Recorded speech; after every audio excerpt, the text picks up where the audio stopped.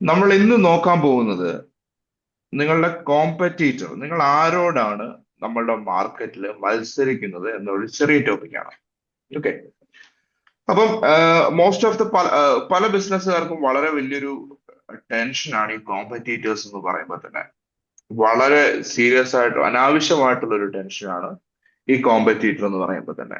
കാരണം അനാവശ്യമായിട്ട് എന്ന് ഞാൻ പറഞ്ഞതിന്റെ കാരണം എന്ന് പറഞ്ഞു കഴിഞ്ഞാൽ, കോമ്പറ്റീഷൻ എന്ന് പറയുന്നത് എല്ലാവർക്കും ടെൻഷൻ ഉണ്ടാക്കുന്ന ഒരു കാര്യമാണ്, ടെൻഷൻ ഉണ്ടാവേണ്ട ഒരു കാര്യമാണ്. പക്ഷെ അത് അനാവശ്യം എന്ന് പറയുന്ന കാര്യം പലർക്കും അറിയില്ല അവരാരോടാണ് മത്സരിക്കുന്നതെന്ന്. അതാണ് നമ്മൾ ഇന്ന് നോക്കാൻ പോകുന്നത്. ഇപ്പൊ നമ്മളുടെ നാട്ടില് ഉണ്ടാവുന്ന ഒരു ടെക്സ്റ്റൈൽ ഷോപ്പ്, ഒരു വലിയ ടെക്സ്റ്റൈൽ ഷോപ്പ് ആമസോൺ എന്ന് പറയുന്ന ഒരു ആപ്ലിക്കേഷനെ പേടിക്കുന്നു. ഓൺലൈൻ മാർക്കറ്റ്, ഓൺലൈൻ കസ്റ്റമേഴ്സിനെ പേടിക്കുന്നു. അല്ലെങ്കിൽ നമ്മളുടെ നാട്ടിലുള്ള ഒരു ചെറിയൊരു റെസ്റ്റോറന്റ് ഒരു തട്ടുകടയെ പേടിക്കുന്നു. പക്ഷെ ഇവിടെ നമ്മൾ നോക്കേണ്ടത് കസ്റ്റമേഴ്സ്, ഇവർക്ക് രണ്ടുപേർക്കുമുള്ള കസ്റ്റമേഴ്സ് സെയിം തന്നെയാണോ എന്നാണ് ഇവിടെ നോക്കേണ്ടത്. അതായത് നിങ്ങൾ ആരോടാണ് മത്സരിക്കുന്നത് എന്നൊരു ക്ലാരിറ്റി നിങ്ങൾക്ക് വന്നാൽ മാത്രമേ ആ ഗ്രൂപ്പില്, ആ കാറ്റഗറിയിൽ നിങ്ങൾക്ക് ഒന്നാമത് വരാൻ പറ്റുള്ളൂ. അപ്പം അതാണ് നമ്മൾ ഇന്ന് നോക്കുന്നത്. ഇവിടെ നിങ്ങൾക്കൊരു എക്സാമ്പിൾ ഞാൻ കൊടുത്തിട്ടുണ്ട്. അതായത് നമ്മളുടെ നാട്ടിലുള്ള ഒരു നോർമൽ, ഇപ്പൊ നമ്മുടെ നാട്ടില് വഴിയോരങ്ങളിലൊക്കെ നമുക്ക് കാണാൻ പറ്റുന്ന ഈ ബജി, വടയൊക്കെ വിൽക്കുന്ന ഒരു തട്ടുകട, അതുപോലെ തന്നെ നമ്മളുടെ നാട്ടിൽ നമുക്ക് കാണാൻ പറ്റുന്ന ഒരു ബേക്കറി, അതുപോലെ തന്നെ നമ്മളുടെ നാട്ടിൽ നമുക്ക് കാണാൻ പറ്റുന്ന പ്രീമിയം ബേക്കറി ലൈക്ക് നമ്മളുടെ സ്റ്റാർബക്സ് പോലുള്ള കഫേകൾ. ഓക്കെ, ഇത് മൂന്നുമാണ് ഞാൻ ഇവിടെ എക്സാമ്പിൾ ആയിട്ട് എടുത്തിരിക്കുന്നത്. ഉദാഹരണം പറയുകയാണെങ്കിൽ, ഫസ്റ്റ് എക്സാമ്പിൾ നമ്മൾ എടുക്കുകയാണെന്ന്, ഇപ്പൊ ഇതില് നമ്മൾ നിൽക്കുന്നത്, ഞാനൊരു ബേക്കറിയാണ് നടത്തുന്നതെന്ന് വിചാരിക്കാം. ഓക്കെ. അപ്പൊ എന്റെ തൊട്ടപ്പുറത്തും ഇപ്പുറത്തും ഒരു നാടൻ ചായക്കടയുണ്ട്.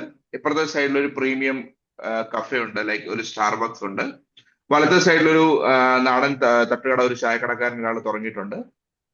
ഇടത്തെ സൈഡിൽ ഒരു സ്റ്റാർബക്സിന്റെ വലിയൊരു കോഫി ഷോപ്പ് ഒരാൾ തുടങ്ങിയിട്ടുണ്ട്. അപ്പൊ ഇവിടെ ഞാൻ ശ്രദ്ധിക്കേണ്ടതെന്ന് പറഞ്ഞു കഴിഞ്ഞാൽ, ഒരു നാടൻ ചായക്കട എടുക്കുകയാണ്. ഈ നാടൻ ചായക്കടയിൽ എന്ന് പറഞ്ഞു കഴിഞ്ഞാൽ ഇരിക്കാനുള്ള സ്പേസോ സൗകര്യം, ചിലപ്പോൾ ഒരു സ്റ്റൂൾ ഉണ്ടാവും, അല്ലെങ്കിൽ ഒരു രണ്ട് ചെയർ ഉണ്ടാവും. റോഡ് സൈഡിലായിരിക്കും അത് ഉണ്ടായിരിക്കുക. ആൾക്കാർ വരുന്നു, ഒരു കടി എടുക്കുന്നു, ഒരു ചായ പറയുന്നു, ചായ കുടിക്കുന്നു, കടി കഴിക്കുന്നു, ആൾക്കാർ പോകുന്നു. അപ്പം ഈ ഒരു കച്ചവടം ഫോക്കസ് ചെയ്യുന്ന കസ്റ്റമേഴ്സ് എന്ന് പറഞ്ഞു കഴിഞ്ഞാൽ കുറച്ച് റഷ് ആയിട്ടുള്ള കസ്റ്റമേഴ്സ് ആണ്. അതായത് അവർ വരുന്നു, കടി എടുക്കുന്നു, ചായ കുടിക്കുന്നു, പോകുന്നു. ഓക്കെ. ഈ ഒരു കച്ചവടം ഫോക്കസ് ചെയ്യുന്നത്, കുറച്ചുകൂടെ സിമ്പിൾ ആയിട്ട് പറഞ്ഞു കഴിഞ്ഞാൽ, ഡെയിലി വേജ്ഡ് ആയിട്ടുള്ള ഒരു കസ്റ്റമേഴ്സിനെ ആണെന്ന് നമുക്ക് പറയാം. കൂടുതലും ഡെയിലി വേജസിനൊക്കെ വരുന്ന കസ്റ്റമേഴ്സ്, വർക്ക് ചെയ്യുന്ന ചെറിയ എക്സിക്യൂട്ടീവ് ലെവലിലൊക്കെ വർക്ക് ചെയ്യുന്ന കസ്റ്റമേഴ്സ് ഒക്കെയാണ് ഈ ഒരു കടയിൽ കൂടുതലായിട്ട് ചായ കുടിക്കാൻ വരുന്നത്. അവിടെ വലിയ ഫെസിലിറ്റി ഒന്നുമില്ല. ചിലപ്പോൾ ഒരു ചായ പറയുന്നു, കടി പറയുന്നു, റോഡിന്റെ സൈഡിൽ വെച്ച് തന്നെ നമ്മളത് കഴിക്കുന്നു. ഓക്കെ. ഇനി രണ്ടാമത്തെ ലെവലിലേക്ക് പോയി കഴിഞ്ഞാൽ, ഞാൻ നടത്തുന്ന ബിസിനസ് ആണ്, അവിടെ ഞാൻ ബേക്കറിയാണ് നടത്തുന്നത്. അപ്പൊ ബേക്കറിയിലുള്ള സ്പെഷ്യാലിറ്റി എന്ന് പറഞ്ഞു കഴിഞ്ഞാൽ, ബേക്കറിയിൽ എനിക്ക് ഇഷ്ടം പോലെ പലഹാരങ്ങളുണ്ട്. ഞാൻ കേക്ക് കൊടുക്കുന്നുണ്ട്. ഈ കല്യാണ ഓർഡർ, അതുപോലെ തന്നെ സെലിബ്രേഷൻ ടൈമിലൊക്കെ വരുമ്പോഴത്തേക്ക് കേക്ക് പോലുള്ള കാര്യങ്ങൾ കൊടുക്കുന്നുണ്ട്. എന്റെ ബേക്കറി അത്യാവശ്യം ഫാനും കുറെ ആംബിയൻസും കാര്യങ്ങളും ഒക്കെ ഉള്ളതാണ്. അവിടെ വരുന്ന ആൾക്കാർക്ക് ഇരുന്ന് കഴിക്കാനുള്ള ടേബിൾ ഞാൻ വെച്ചിട്ടുണ്ട്. മൂന്ന് നാല് ടേബിൾ വെച്ചിട്ടുണ്ട്. ചെയറുണ്ട്, ചെയർ പോലത്തെ ഫെസിലിറ്റീസ് ഉണ്ട്. അത്യാവശ്യം ടൈലൊക്കെ ഇട്ട് നല്ല ഇന്റീരിയർ ഒക്കെ ചെയ്തിട്ടുള്ള ഒരു ബേക്കറിയാണ് എന്റേത്. ഓക്കെ. അപ്പം എന്റെ ബേക്കറിയിൽ വരുന്ന കസ്റ്റമേഴ്സ് എങ്ങനെയുള്ള കസ്റ്റമേഴ്സ് ആണെന്ന് ചോദിച്ചു കഴിഞ്ഞു കഴിഞ്ഞാൽ, കുറച്ചുകൂടെ ഹയർ ആയിട്ട് വർക്ക് ചെയ്യുന്ന, ഹയർ പൊസിഷൻസിൽ വർക്ക് ചെയ്യുന്ന, അല്ലെങ്കിൽ എക്സിക്യൂട്ടീവ് ലെവലിലൊക്കെ വർക്ക് ചെയ്യുന്ന ആളുകളായിരിക്കും എന്റെ ബേക്കറിയിലേക്ക് വരുന്നത്. അവർക്ക് വേണ്ടത് ഒന്ന് വന്നിരുന്ന് കുറച്ചു നേരം സംസാരിച്ച് ഫുഡൊക്കെ കഴിച്ചു പോകണം. അല്ലെങ്കിൽ പാർട്ടി ഓർഡേഴ്സിൽ കേക്ക് ഒക്കെ ഓർഡർ ചെയ്യുന്ന ആൾക്കാരായിരിക്കും എന്റെ ബേക്കറിലേക്ക് കൂടുതലും വരുന്നത്. ഓക്കെ. ഇനി മൂന്നാമത്തെ സെഗ്മെന്റ് എന്ന് പറഞ്ഞു കഴിഞ്ഞാൽ പ്രീമിയം കഫേയാണ്. ലൈക്ക് നമ്മളുടെ സ്റ്റാർ ബക്സ് പോലത്തെ കഫേയാണ്. അപ്പൊ ഈ സ്റ്റാർ ബക്സ് പോലത്തെ കഫേയുടെ പ്രത്യേകത എന്ന് പറഞ്ഞു കഴിഞ്ഞാൽ, ഇവിടെ കോഫി, ടീ എന്നൊക്കെ പറയുന്നത് നമ്മളുടെ നാട്ടിലുള്ള നാടൻ തട്ടുകടയുടെ ചിലപ്പോൾ ഒരു 10 ഇരട്ടി ആയിരിക്കും. എന്റെ ബേക്കറിയുടെക്കാട്ടിലും ഒരു 3-4 ഇരട്ടി ആയിരിക്കും റേറ്റ് വരിക. ഓക്കെ. അപ്പൊ ഇവിടെ വരുന്ന ആളുകൾ എന്ന് പറഞ്ഞു കഴിഞ്ഞാൽ കുറെ കൂടെ പണമുള്ളവരാണ്. ലൈക്ക് ബിസിനസ് ചെയ്യുന്ന ആൾക്കാര്, ഒരു വലിയ ടോപ്പ് പൊസിഷനിലൊക്കെ കമ്പനിയിൽ വർക്ക് ചെയ്യുന്ന ആൾക്കാര്, അവരൊക്കെയാണ് ഈ കഫേയിൽ വരുന്നത്. അവർ വരുന്ന എന്താണെന്ന് ചോദിച്ചു കഴിഞ്ഞാൽ ഇത് ഇന്റീരിയർ ഒക്കെ വളരെ ലക്ഷറി ആയിട്ടായിരിക്കും ചെയ്തിട്ടുണ്ടാവുക. ഒരു സോഫയൊക്കെ ആയിരിക്കും. എന്റെ നാടൻ തട്ടുകടയിൽ എന്ന് പറഞ്ഞു കഴിഞ്ഞാൽ ചിലപ്പോൾ ടേബിളും ചെയറും ഉണ്ടാവില്ല. എന്നാൽ എന്റെ ബേക്കറി വന്നപ്പോൾ അവിടെ ഒരു ടേബിളും ചെയറും ഉണ്ട്. പ്രീമിയം കഫേയിലേക്ക് വന്നപ്പോൾ അവിടെ ഒരു സോഫയാണ്. സോഫ പോലുള്ള കാര്യങ്ങളാണ്, സോഫ കൗച്ച് ഒക്കെയാണ്. നല്ല പ്രീമിയം ആയിട്ടുള്ള ടേബിൾ ആണ്, പ്രീമിയം ആയിട്ടുള്ള സീറ്റിംഗ് ആണ്. അവിടെ ആൾക്കാർക്ക് വന്നിരിക്കാം, അവിടെ വന്നിരുന്ന് അവിടുത്തെ വൈഫൈ പോലുള്ള ഫെസിലിറ്റീസ് ഉപയോഗിച്ച് വർക്ക് ചെയ്യാം, വേണമെങ്കിൽ ഒരു ചായ കുടിച്ച് പോവാം. ഈ ഒരു 3 സെഗ്മെന്റ് ആണ് ഇപ്പൊ ഈ ഒരു 2 സെഗ്മെന്റ് ആണ് എന്റെ അപ്പുറത്തും ഇപ്പുറത്തും ഉള്ളത്. അതായത് നാടൻ തട്ടുകടയുണ്ട്, പ്രീമിയം കഫേ ഉണ്ട്.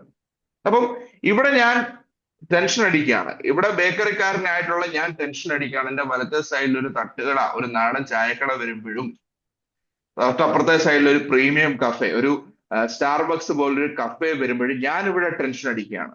എന്റെ കസ്റ്റമേഴ്സ് പോവാണ്, കാരണം കോമ്പറ്റീഷൻ ഉണ്ടാകുകയാണെന്ന് ഞാൻ ഇവിടെ ടെൻഷൻ അടിക്കുകയാണ്.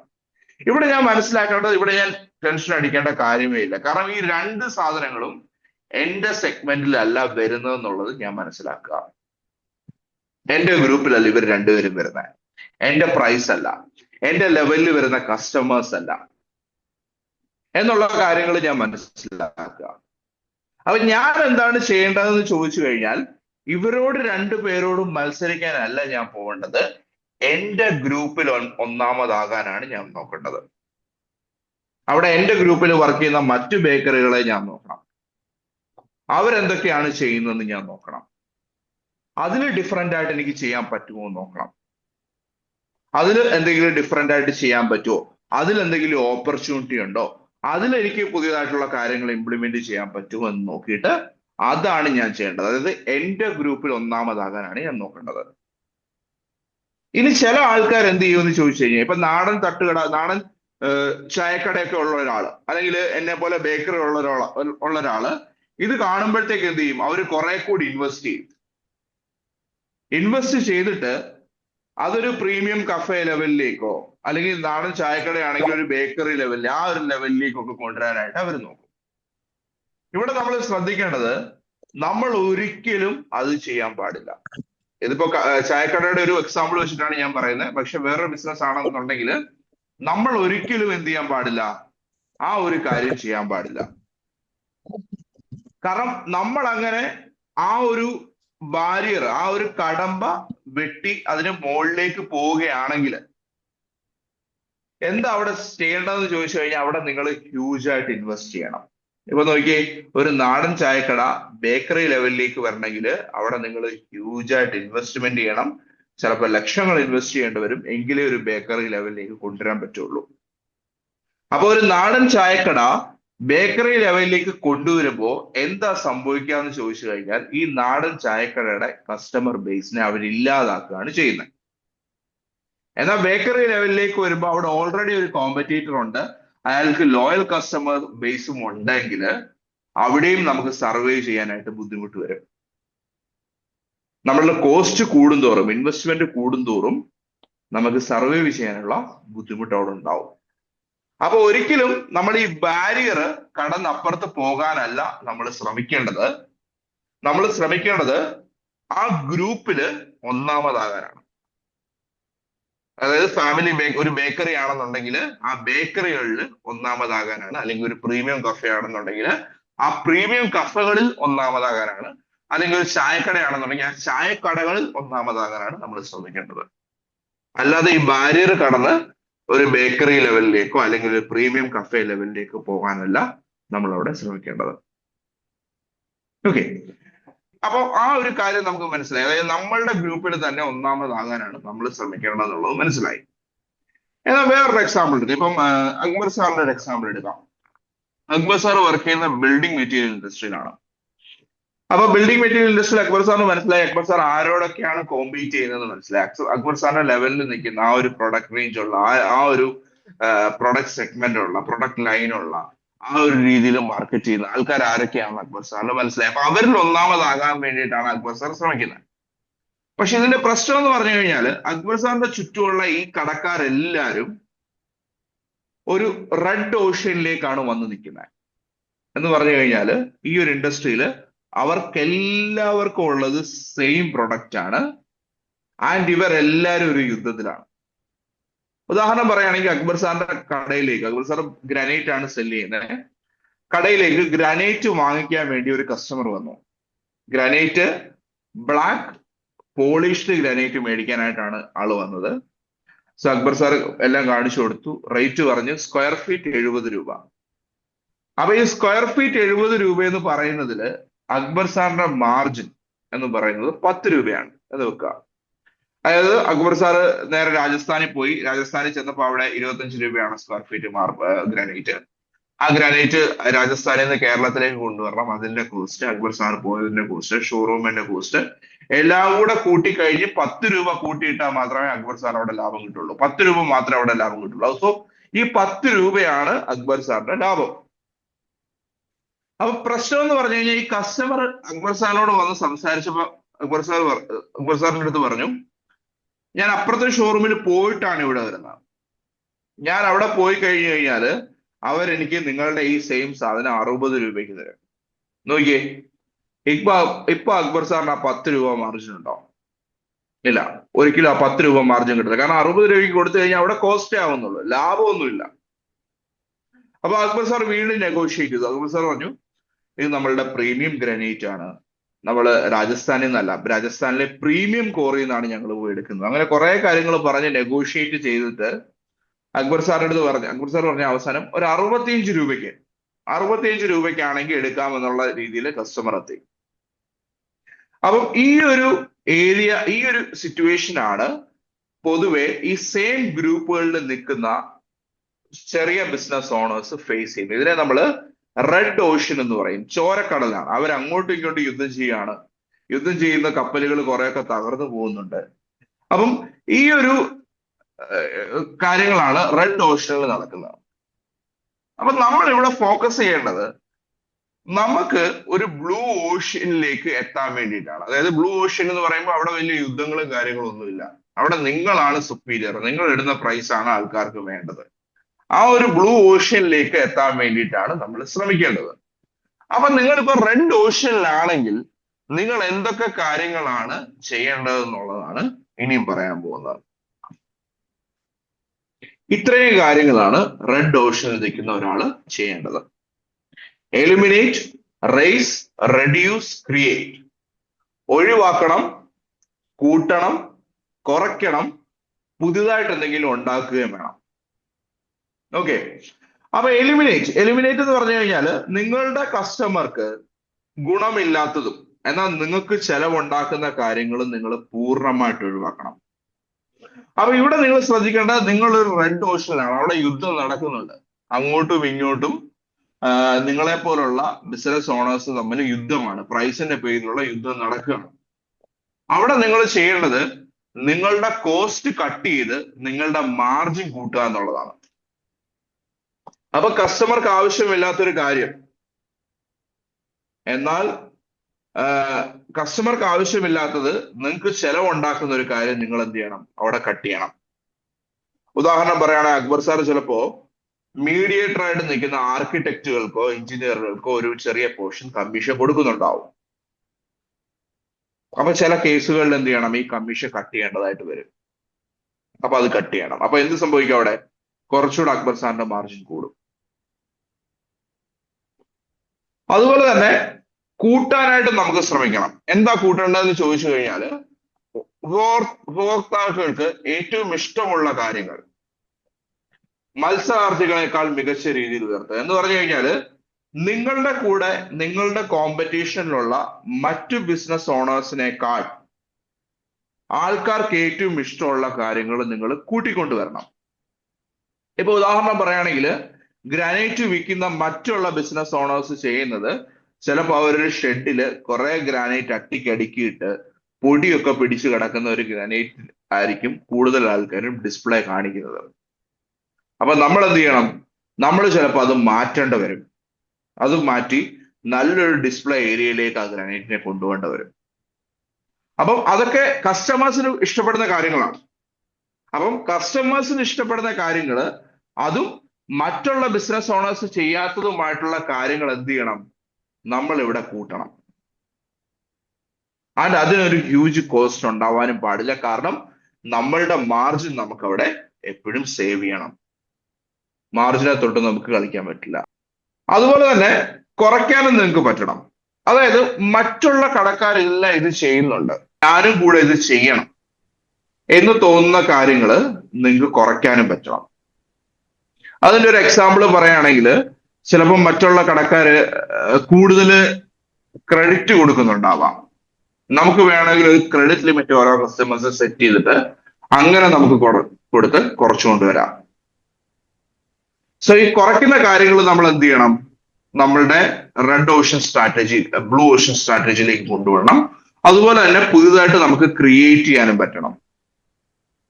പുതിയതായിട്ട് ക്രിയേറ്റ് ചെയ്യാന്ന് പറഞ്ഞു കഴിഞ്ഞാൽ, ഉദാഹരണം പറയുകയാണെങ്കിൽ അവിടെ നമുക്ക് കോസ്റ്റ് നോക്കണം. പുതിയതായിട്ട് ക്രിയേറ്റ് ചെയ്യുന്ന കാര്യങ്ങൾ, ഉദാഹരണം പറയുകയാണെങ്കിൽ നിങ്ങളുടെ ഷോറൂമിൽ നല്ല എക്സ്പെർട്ടൈസ്ഡ് ആയിട്ടുള്ള എംപ്ലോയീസ് ഉണ്ട്, എക്സ്പീരിയൻസ്ഡ് ആയിട്ടുള്ള എംപ്ലോയീസ് ഉണ്ടെങ്കിൽ നിങ്ങൾക്ക് പുതിയതായിട്ട് അവരെ കൊണ്ട് യൂട്യൂബിൽ വേണമെങ്കിൽ ഒരു വീഡിയോ സീരീസ് ചെയ്യിപ്പിക്കാം.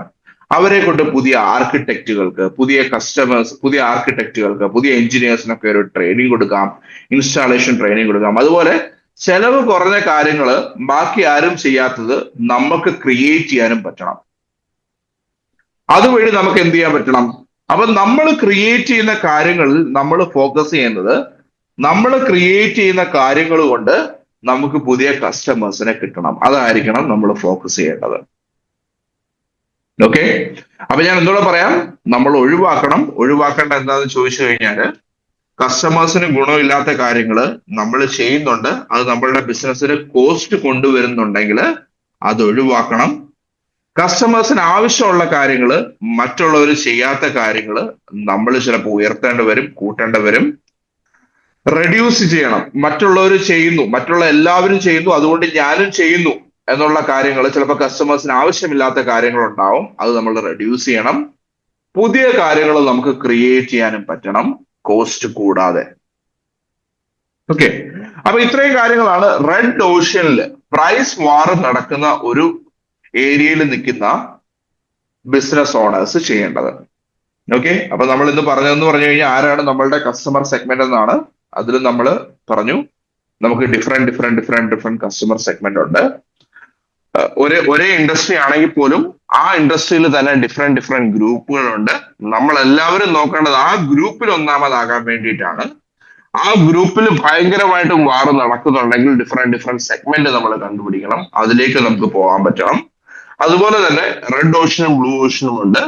നിങ്ങൾ റെഡ് ഓഷനിലാണ് കറന്റ് ഇരിക്കുന്നെങ്കിൽ ഈ കാര്യങ്ങളൊക്കെയാണ് നിങ്ങൾ ചെയ്യേണ്ടത്. ഓക്കെ, സോ ഇനി ഇത്രയാണ് നമുക്ക് പറയാനുണ്ടായിരുന്നത്. അക്ബർ സാറിന് എന്തെങ്കിലും പറയണ്ടോ? ആർക്കെങ്കിലും എന്തെങ്കിലും കൺഫ്യൂഷനോ ഇതിലെന്തെങ്കിലും ഡൗട്ടോ ഉണ്ടെങ്കിൽ ചോദിക്കാം.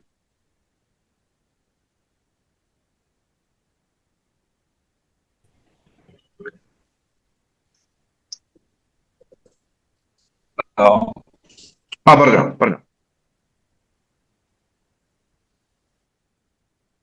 ഹലോ, നെറ്റ്വർക്ക് കട്ടായി പോകുന്നുണ്ടാവും. ഓക്കെ, ഓക്കെ, സോഫാർ ഇത്രയാണ് നമുക്ക് പറയാനുണ്ടായിരുന്നത്. പ്രശാന്ത് സാർ. ഓക്കെ, തുടരൂ. നന്നായിട്ടുണ്ട്, തുടരൂ. ഓക്കെ, അതെ സാർ, ഈ 2 പോയിന്റ് ആണ് നമുക്ക് ഇന്ന് പറയാനുണ്ടായിരുന്നത്. കഴിഞ്ഞു. ഹലോ, ഓക്കെ, ആ റെഡ് ഓഷൻ ഒന്നുകൂടെ ഒന്ന് വ്യക്തമാക്കി ഒന്ന് പറയാമോ? റെഡ് ഓഷൻ അല്ലെ? ഓക്കെ, റെഡ് ഓഷൻ ക്ലിയർ ആയിട്ടില്ല. ഓക്കെ, അപ്പം red Ocean blue Ocean strategy, അതാണ് നമ്മൾ ക്ലിയർ ആയിട്ടുള്ള എന്ന് പറഞ്ഞു. അപ്പൊ അതാണ് നമുക്ക് ഒന്നുകൂടെ നോക്കാൻ പോകുന്നത്. അപ്പം റെഡ് ഓഷൻ എന്ന് പറഞ്ഞു കഴിഞ്ഞാൽ നമ്മൾ പറഞ്ഞു ഇതൊരു തിയറിയാണ്. അപ്പൊ ശ്രദ്ധിക്കുക, റെഡ് ഓഷൻ എന്ന് പറഞ്ഞു കഴിഞ്ഞാൽ അവിടെ ഒരുപാട് കപ്പലുകളുണ്ട്. ഇപ്പൊ നിങ്ങളൊരു ബിസിനസ് ചെയ്യുന്നു, നിങ്ങളുടെ സെയിം പ്രൊഡക്റ്റുകൾ വെച്ചിട്ട് ബിസിനസ് ചെയ്യുന്ന ഒരുപാട് ആൾക്കാരുണ്ട്. അപ്പൊ നിങ്ങൾ എല്ലാവരും വന്നിരിക്കുന്ന ഒരു റെഡ് ഓഷനിലാണ്. കാരണം എന്താ സംഭവിക്കുന്നത്, നിങ്ങൾ അങ്ങോട്ടും ഇങ്ങോട്ടും കോമ്പീറ്റ് ചെയ്യുന്നുണ്ട്.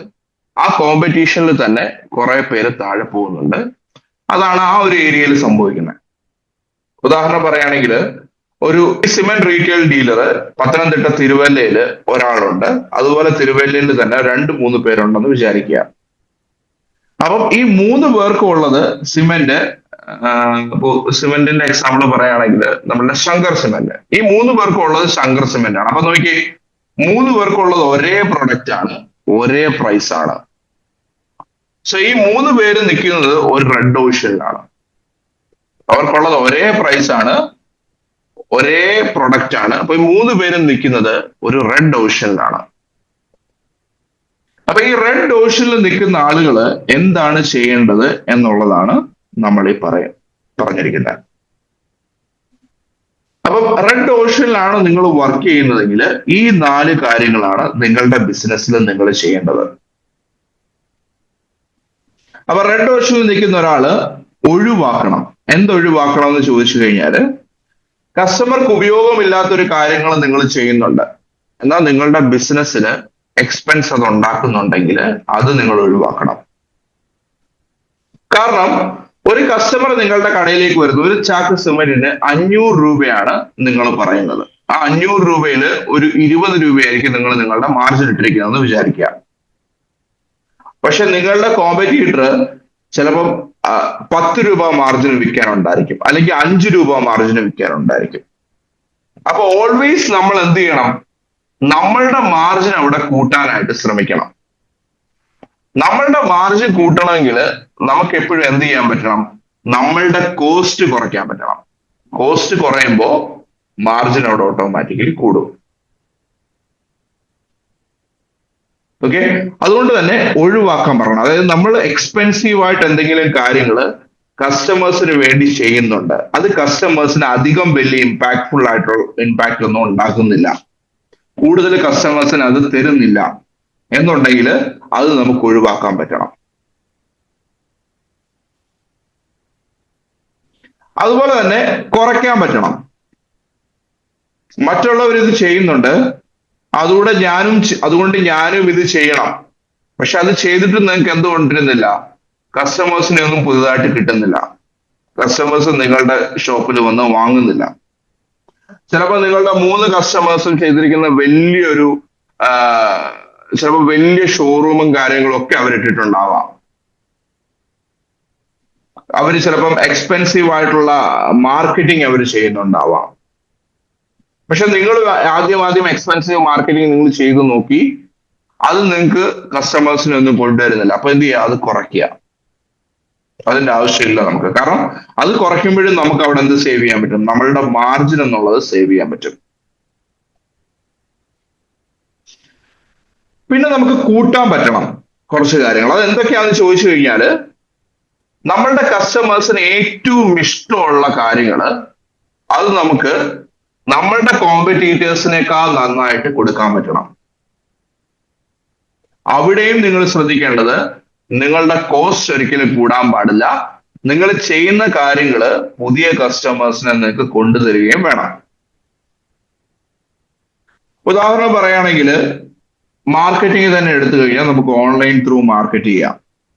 ഇപ്പൊ നമുക്ക് യൂട്യൂബിലോ അല്ലെങ്കിൽ ഇൻസ്റ്റാഗ്രാമിലോ ഒക്കെ വീഡിയോ ചെയ്ത് മാർക്കറ്റ് ചെയ്യാം. അത് മറ്റുള്ളവരെക്കാട്ടിലും നന്നായിട്ട് നമുക്ക് ചെയ്യാം. അതിന് നമുക്ക് കോസ്റ്റ് വരില്ല. അതെന്ത് ചെയ്യും? പുതിയ കസ്റ്റമേഴ്സിനെ നമുക്ക് ക്രിയേറ്റ് ചെയ്ത് തരും. സെയിൽസ് കൂട്ടാനായിട്ട് അത് ഹെൽപ്പ് ചെയ്യും. അത് നമുക്ക് കൂട്ടാൻ പറ്റണം. അതുപോലെ തന്നെ ക്രിയേറ്റ് ചെയ്യാൻ പറ്റണം. നമ്മളുടെ മാർക്കറ്റിൽ, അതായത് നമ്മളുടെ റെഡ് ഓഷനിൽ നിൽക്കുന്ന ആളുകൾ, അതായത് നമ്മളുടെ കൂടെ നമ്മളുടെ സെയിം പ്രൊഡക്റ്റ് സെയിം പ്രൈസിന് വിൽക്കുന്ന ആളുകൾ ചെയ്യാത്ത പല കാര്യങ്ങളും നമുക്കിവിടെ ചെയ്യേണ്ടതായിട്ട് വരും. ക്രിയേറ്റ് ചെയ്യാൻ പറ്റണം. ഉദാഹരണം പറയുകയാണെങ്കിൽ, ഗ്രാനൈറ്റ് വിൽക്കുന്ന ആള്, ബ്ലാക്ക് ഗ്രാനൈറ്റ് എന്റെ കടയിലുണ്ട്. 10 കിലോമീറ്റർ, ഒരു 5 കിലോമീറ്റർ മാറി അടുത്ത വേറൊരു കടയിലുണ്ട്. വീണ്ടും ഒരു 5 കിലോമീറ്റർ സൈഡിലേക്ക് മാറി വീണ്ടും ഒരു അടുത്ത കടയിലുണ്ട്. അപ്പൊ 3 കടയിൽ സെയിം പ്രൊഡക്റ്റ് ആയി, സെയിം പ്രൈസുമായി. അവിടെ നമുക്ക് പുതിയൊരു സർവീസ് അവർക്ക് കസ്റ്റമേഴ്സിന് ക്രിയേറ്റ് ചെയ്യാൻ പറ്റണം. ഇവർ 2 പേരും ചെയ്യാത്തത്. എന്ത് നമുക്ക് ചെയ്യാം? നിങ്ങൾക്ക് വേണമെങ്കിൽ ചെയ്യാം, 5 വർഷത്തെ ഒരു ഗ്യാരണ്ടി ഈ പ്രൊഡക്റ്റിന് കൊടുക്കാം. കളറിലോ ഡിസൈനിലോ എന്തെങ്കിലും ഒരു ഫെയ്ഡ് വന്നു കഴിഞ്ഞാൽ 5 വർഷം വരെ ഗ്യാരണ്ടി ഉണ്ട്. അതിനിടയ്ക്ക് എന്തെങ്കിലും ഒരു ഫെയ്ഡ് വന്നു കഴിഞ്ഞാൽ നമ്മളത് മെയിൻ്റെനൻസ് ചെയ്തു തരും. ഒരു ഗ്യാരണ്ടി നമുക്ക് കൊടുക്കാം. ഈ ഗ്യാരണ്ടി കിട്ടിയാലും എല്ലാവർക്കും ഈ ഗ്യാരണ്ടി എപ്പോഴും വർക്കാവില്ല. 1-2 പേർക്ക് മാത്രമേ ഈ ഗ്യാരണ്ടിയുടെ കാര്യങ്ങൾ ചെയ്യേണ്ടി വരുള്ളൂ. അത് നിങ്ങൾക്ക് വലിയൊരു കോസ്റ്റ് ആയിട്ടും വരില്ല. അപ്പൊ ഓട്ടോമാറ്റിക്കലി നോക്കുമ്പോ എന്താ, മറ്റു 2 പേരും ഗ്യാരണ്ടി കൊടുക്കുന്നില്ല, നമ്മൾ ഗ്യാരണ്ടി കൊടുക്കുന്നുണ്ട്. കസ്റ്റമേഴ്സ് കൂടുതലായിട്ട് ട്രസ്റ്റ് ചെയ്യും. നമുക്ക് നെഗോഷിയേറ്റ് ചെയ്യാൻ അവിടെ ഒരു ഓപ്ഷൻ കൂടെ കിട്ടും. സോ ആ രീതിയിൽ പുതിയ സർവീസുകൾ നമുക്ക് എന്ത് ചെയ്യണം, ക്രിയേറ്റ് ചെയ്യാൻ പറ്റണം. പിന്നെ റെഡ് ഓഷനിൽ നിൽക്കുന്ന നമ്മൾ എപ്പോഴും ശ്രദ്ധിക്കേണ്ടത്, നമുക്ക് ബ്ലൂ ഓഷ്യനിലേക്ക് പോകാൻ പറ്റണം. എന്ന് പറഞ്ഞു കഴിഞ്ഞാൽ റെഡ് ഓഷനിൽ ഞാൻ പറഞ്ഞു ഒരുപാട് കപ്പലുകളുണ്ട്, നിങ്ങളെപ്പോലെ ഒരുപാട് ബിസിനസ്സുകാരുണ്ട്. അവരങ്ങോട്ടും ഇങ്ങോട്ടും യുദ്ധം ചെയ്യാണ്, കുറെ പേര് തകർന്നു പോകുന്നുണ്ട്. ആ ഒരു സിറ്റുവേഷനിൽ നിൽക്കുകയാണ്.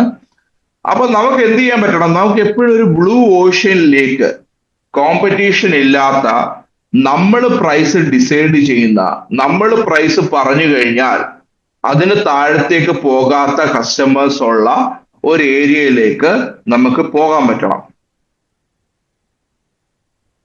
അതിന് എന്തൊക്കെ ചെയ്യാൻ പറ്റുമെന്നാണ് നമ്മൾ എപ്പോഴും ചിന്തിച്ചുകൊണ്ടിരിക്കുന്നത്. അത് ചിലപ്പോൾ നമുക്ക് പുതിയ പ്രൊഡക്റ്റ് കൊണ്ടുവരേണ്ടി വരും, പുതിയ പ്രൊഡക്റ്റ് ലൈൻ, മറ്റുള്ളവർക്കില്ലാത്ത പുതിയ പ്രൊഡക്റ്റ് ലൈൻസ് ആഡ് ചെയ്യേണ്ടി വരും, അല്ലെങ്കിൽ ഡിഫറെന്റ് വേറെ സർവീസസ് കൊണ്ടുവരേണ്ടി വരും.